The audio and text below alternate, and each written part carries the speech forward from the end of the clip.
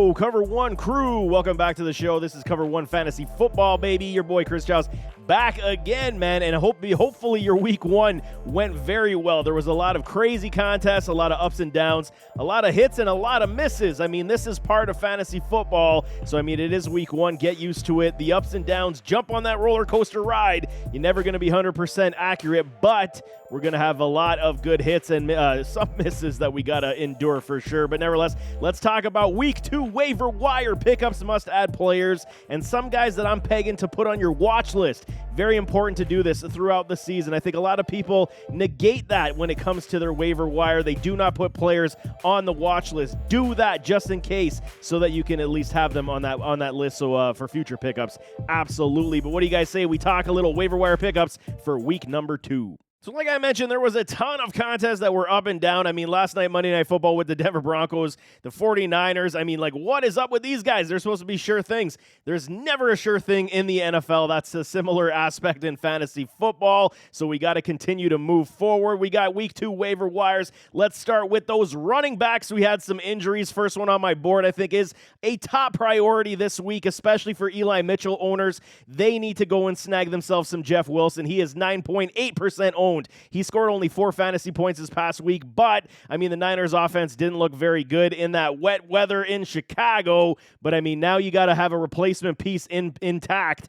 And, I mean, Jeff Wilson should be the next man up. We also got Trey Sermon on that roster, rookie Ty Davis-Price. So I think it might be Wilson and Sermon. Maybe we see little sprinkles of Davis-Price in the mix in that regard. But I think Jeff Wilson is that trusted guy right now in the Shanahan offense. He does get hurt a lot as well, so you might have to hedge your bets with another running back off the waiver wire, especially if you lost Eli Mitchell. If you want to block your Eli Mitchell manager in your league, definitely put Wilson on your bench, and you'll likely win this week without him having the services. But, I mean, it is a difficult situation in San Francisco. They looked anemic on offense, and it was not a good sight whatsoever. But Jeff Wilson should be the guy that everyone is targeting in week 1 for running back additions on the waiver wire. Jamal Williams from the Detroit Lions. I mean, this guy, man, the vulture, the TD vulture himself. I'm sick of it. Stop vulturing TDs from our guy DeAndre Swift. And, I mean, I get it.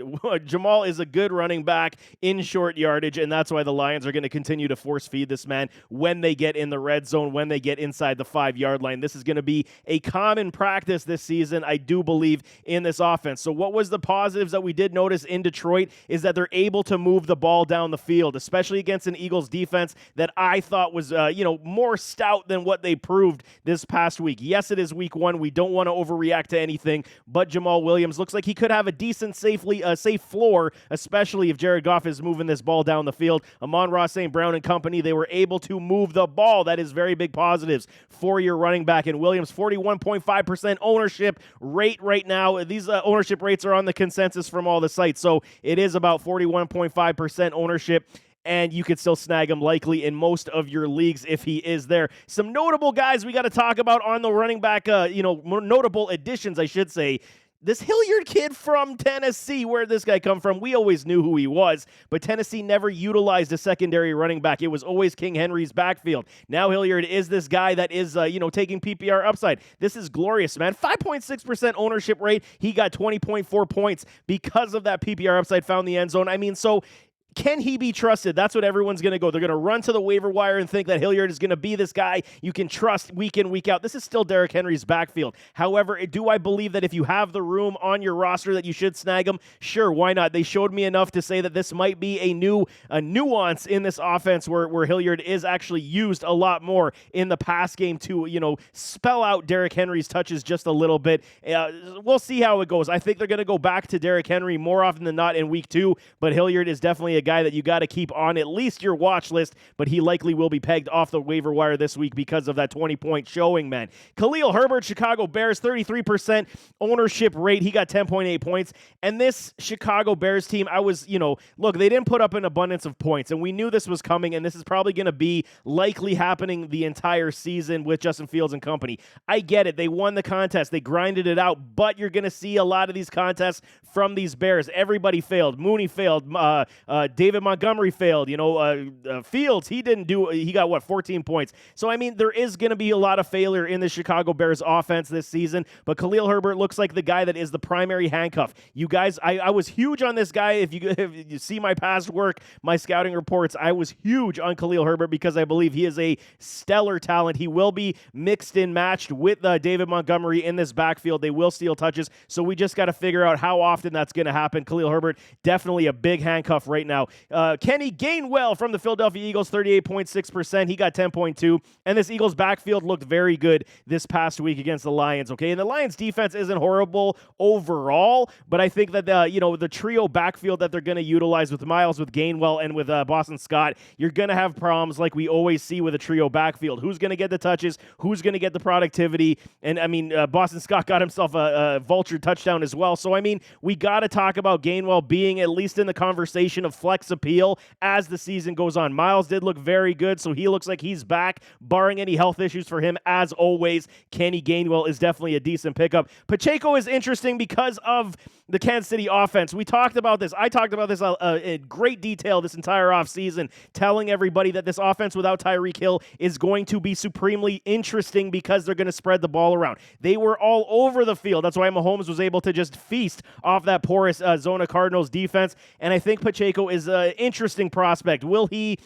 be more 50-50 splits with CEH? We will see as the year goes on, but I mean, if you wait too long, you might miss the boat, man. He is definitely someone to put on your watch list. Someone might snag him this week as well because it is a Chiefs offense that is high octane, no kidding about that. Brandon Bolden's an interesting one. I'll finish off almost here, man. 1% ownership for the Las Vegas Raiders, 9.8 points. He looks like he's going to take, and this was the storyline that we were all looking for. How was, the head coach in Vegas from New England, McDaniels, his name evaded me for a second there. How is he going to utilize this backfield now? Will he employ a James White role, quote unquote? And it looks like Bolden's going to be that guy.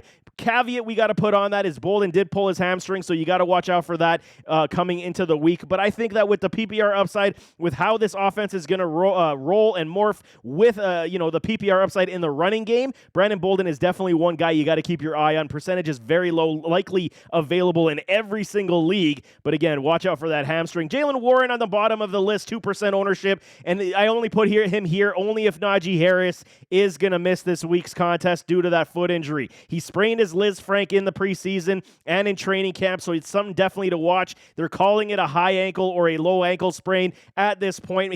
They say he should be good to go, but it's definitely something to watch. If he does hamper that ankle once again, Jalen Warren is a good running back, man. If you didn't catch the contest this past week, he is very good in pass pro, which will keep him on the field. He is one of these guys. I really liked his game at Oklahoma State, so you definitely have to keep your eye on him, put him on your watch list, pay attention to the injury report with Najee Harris, because Warren could be, volume dependent here, and path to volume is what we always talk about in fantasy football. Path to volume, path to targets. Jalen Warren could definitely do that for you, man. Wide receivers, let's go, man. First one, Jahan Dotson, my guy. And again, I was so high on Jahan Dotson coming out of this draft class. My scouting reports suggested all the same way. I had Jahan comped as a Terry McLaurin 2.0 in the same respect, and he proved it, man. He is a baller. Catch radius, ridiculous, man. Route tree, separation, the ability to make contested catches. Jahan Dotson does it all. Speed, he can do it all, man. I love Jahan Dotson, especially in this offense now with Terry McLaurin. You are going to have a very hard time double teaming any one of these individuals, along with a Curtis Samuel, who actually found his way back to good graces because his injury history is very long. We always had the problem with Curtis Samuel, but now you have a trio of wide receivers that can dissect the defense and exploit a defense to get good productivity. 39.9% ownership for Jahan Dotson, 16.5 points. He scored, I believe, 2 touchdowns this past weekend. Very, very nice throws from Carson Wentz and great receptions for Jahan. He is definitely a must-add this week. Devin Duvernay, man, from the Baltimore Ravens. And this is what I was confused about. Who would the Ravens use as the secondary wide receiver now that Hollywood Brown is gone? I have always been a fan of Devin Duvernay as well. Going back to his draft class, I thought that they underutilized him. Devin Duvernay should have been the slot weapon in Baltimore since day one. I understand he's got good speed, good kick return ability, and that was the primary role. Now with Hollywood gone, we saw what he was able to do. 14 14.9% ownership rate. He got you 19.4 points with Lamar Jackson, who is slinging the ball all over the field. The game wasn't great for Lamar, but he did find his receivers when he needed to, and Devin Duvernay was getting open, finding separation, and scoring those points that you require. At this point right now, Devin Duvernay, you can't trust him to start him just yet. I still want to see another week of consistency before I'm going to preach that, but he definitely needs to be on your roster, at least in the bench capacity. That way, if you have multiple flex options, he is definitely one you can look at for at least a flex play coming into the next week, and then thereafter, if he does hit once again. He is a guy that has wheels for days, and he's got good hands. He will produce, and he's going to be a sneaky wide receiver for everybody, I do believe, but we got to see consistency rates as they continue to go. Notable additions, Jarvis Landry. I still don't understand how this man was 50% ownership only in fantasy football, because what were they going to do? It was Jameis Winston. Michael Thomas was, quote-unquote hampered with the injury. It was Jarvis Landry, Chris Olave, and Michael Thomas. You know what Jarvis Landry is in this league. He's a PPR stud, and he proved it with 14.9 points with Jameis Winston on the comeback trail versus those Atlanta Falcons. Yes, it was an ugly game, but it's a new regime, okay? They were figuring things out. They found out how to, at least know that they could grind out a victory after, being very poor in the first half of that contest. Get that run game up with Alvin Kamara. Then we're going to see a little bit more play action pass. Jarvis Landry is a guy, 50%. If you see him on your waiver wire, he is a must add at this point because he is a flex play all day without thinking about it. I don't understand why he's on the waivers at all. Even though Michael Thomas had the big contest with 2 touchdowns, Jarvis Landry is going to give you that steady production in an offense with Jameis Winston that will throw the ball a lot and often, man. Curtis Samuel, like I said, he is the injury-prone guy that we cannot trust anymore. He comes back and punches us in the mouth and says, hey, man, check me out. 15.2 fantasy points, everything half PPR. And I mean, what do we say about a Curtis Samuel at this point? How can I trust this man? I get it, okay? He looks good. Whenever he's on the field, he's healthy. He's always proven the fact that he's a playmaker. Get the ball in his hand. He can make plays after the catch. He can find the end zone. This is what Samuel does well. Now in this offense, like I said, with Jahan Dotson, Terry McLaurin, Curtis Samuel, you do have a very viable trio that will be able to put up points. And as Carson Wentz proved, and as I was saying as well on that, Carson Wentz was going to be an upgrade in this quarterback room where a lot of people were fading his services as well. Next one, Julio Jones, my guy. I love me some Julio Jones, always have. Andre Reed right behind me is my number 1 favorite wide receiver of all time. Julio Jones is number 2. I love Julio Jones, always have. I wanted him in Buffalo back in that draft. Julio Jones looks like he's back, man. Did you see that catch he made from Tom Brady over the shoulder in contested coverage? Like, good Lord, Julio. How can you hate this man? 52.4%. He got you 10.1. Yes, it's not the great, statistics we normally see from a Julio Jones, but I think the consistency is going to be here, especially with Chris Godwin now going to the shelf. And, man, what did I tell y'all about Chris Godwin? You should not have been playing him Tampa Bay. He was not ready. Yes, he pulled a hamstring, didn't hurt his knee, but all that stuff is connected in there, man. He just was not ready in game shape to go full bore, and you guys put him out and left him to the Wolves. Now Chris Godwin is likely out for a few weeks due to that hamstring injury. Julio Jones should be able to feast in that time. Go and pick yourself up some Julio. 52% ownership rate right now, so likely he's off the market in most leagues, in more than half leagues right now, but he could still be there for you. DJ Chark was an interesting one. I had him as a sleeper candidate last week. He repaid that, man. 45% ownership rate. He got you what, man? 13.2 fantasy points, half PPR. He's an interesting character because without Jameson Williams on the field, I do believe that, until Jameson does come back for the Detroit Lions, the rookie wide receiver, I do believe that DJ Chark is going to fill that role and fill it handsomely. He is going to be, excuse me, he is going to be one of these guys that we can basically trust, to be that deep threat guy, to be that big upside guy. Can we trust him to hit every single week? Likely not. But if you're looking for high upside play, DJ Chark could likely repay you that much more because Amon-Ra St. Brown does take up so much in the middle. TJ Hawkinson takes up so much in the middle. And that run game looked absolutely stellar behind that Lions. Unbelievable offensive line. You got to love it. Sterling Shepard is on my list. So is Robbie Anderson. So you got, again, 2 guys that hit very big this week. Shepard more so because Wandale went down with an injury, so they had to replace that. Daniel Jones picked up his game in that second half. The Giants are still going to be very difficult to trust, but our guy Saquon Barkley is back. I was preaching that up too. Love to see it, man. He returned a big gift. Robbie Anderson and Shepard are going to be hit and misses, but again, high upside play, especially for a Robbie Anderson, where Baker Mayfield did show he can stretch the field still, so Robbie Anderson could be that guy they look to at least 3-4 times a game to go for that deep ball. But 18.7 points, you can't hate that whatsoever from Robbie Anderson. Definitely worth a bench spot at this point. Isaiah McKenzie, our guy from the Buffalo Bills. The Bills offense proved that they can support a lot of weapons on this offense. It's determined on and depending on which week each one of these guys are going to go off. Yes, McKenzie didn't see a lot of targets, but he did repay you with almost 9 points, half PPR. I believe he found the end zone on that Thursday Night Football game. And flex play is where you're looking at here. If you're needy at the wide receiver position, we could see him, installed in a few more packages, but we'll see. McKenzie is definitely one you got to keep your eye on. I don't know if I'm jumping to the waiver just yet to add his services, but he's definitely one to look at. McCole Hardman, again, he was running Tyreek routes this past week. We thought he would take the role. He definitely looked very good in that process. He was on that goal line touchdown. He ran that Tyreek route, and that's what they want to use his speed as. But again, it's Juju, it's Kelsey. It looks like it's going to be CEH going to be involved a lot in the pass game. So now we can say, how is McCole Hardman going to be in this offense? How is MVS going to be in this offense? Going to be a little bit more speed, going to be a little bit more patient with their touches. But again, this offense in Kansas City now is multi-dimensional rather than just Tyreek and Travis Kelsey, man. Kyle Phillips from those Tennessee Titans, you got to keep your eye on this kid. Rookie from UCLA. Put him on your watch list ASAP because he is a good one. He showed that the entire offseason, the entire preseason, that he was cooking everybody on his route tree. Again, quote, we always say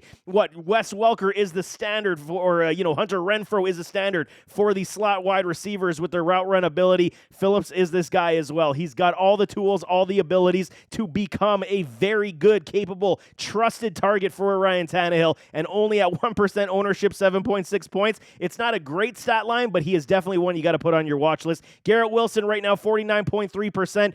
I'm putting him on my bench right now. He showed me everything that he is a dog. As I already knew from his scouting report, Garrett Wilson was one of my highest. I believe Olave, then it was Wilson that were my highest 1-2 graded wide receivers coming out of this draft class.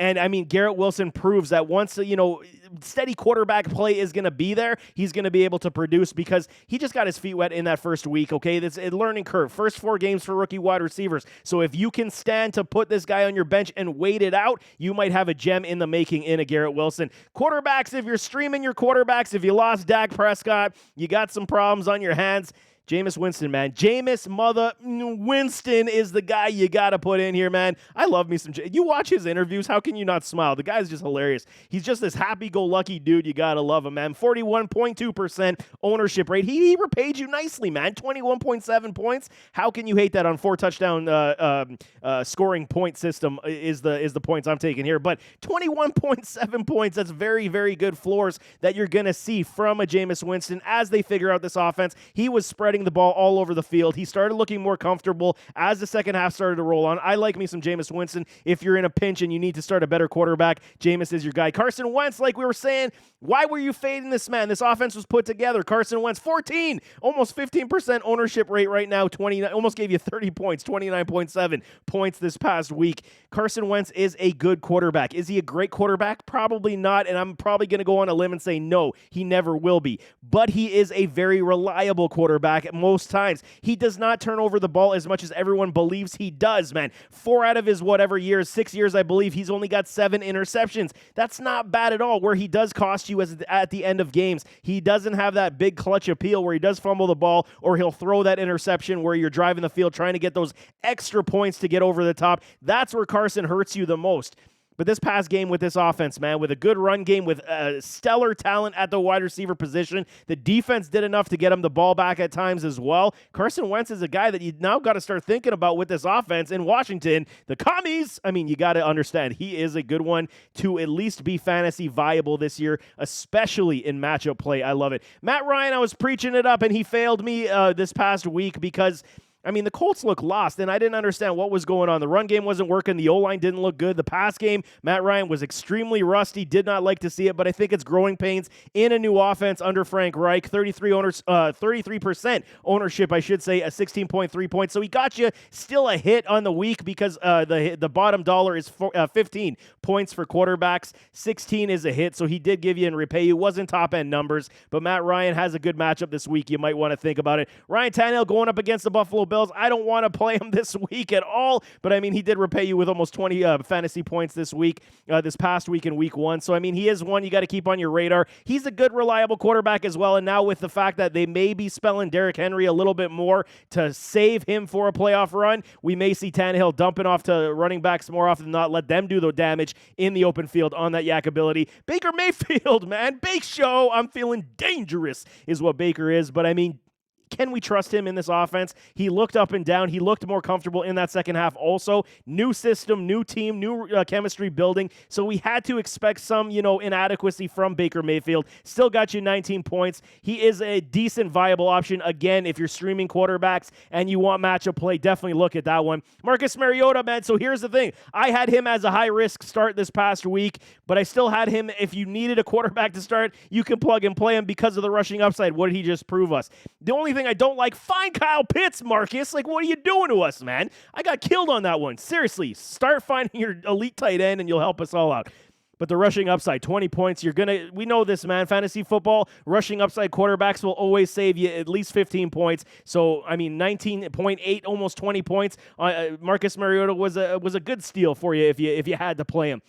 Excuse me. Got a frog in my throat today. Daniel Jones, man, 20.3% ownership rate. He came back and gave you 17 points. And I want to say it's more on the Saquon bandwagon, on the Saquon back than anything. Daniel Jones did not look good. Made very porous decisions all over the field. His reads were off. He did not look sharp whatsoever. But he does have rushing upside as well. He does have athletic ability. And again, like we're saying, if we're preaching up Marcus Mariota, we got to preach up a little Danny Pennies because he's going to never throw you a lot of touchdown passes, but at least he could take off and support that. As long as they get Saquon in the run game going, we're going to understand that this play action pass is going to be operating and working. And then they got guys like Kadarius Toney who can open up the field and make those yak plays as well. So there is a very bad floor for Danny Pennies, but there's a decent ceiling for him if you're in a pinch as well. Jared Goff will round out the list. I mean, I'm not really sold on picking up Jared Goff, but I mean, I'll leave that one up to you guys. Tight ends, let's finish this thing off.